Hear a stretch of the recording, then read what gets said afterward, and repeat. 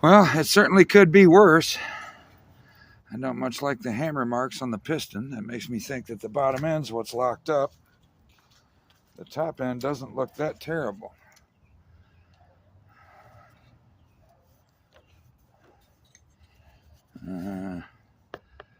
That don't look horrible to me.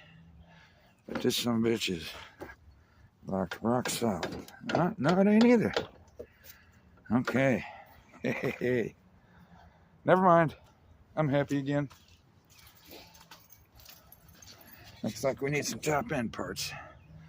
Some of the studs are kind of boogered up.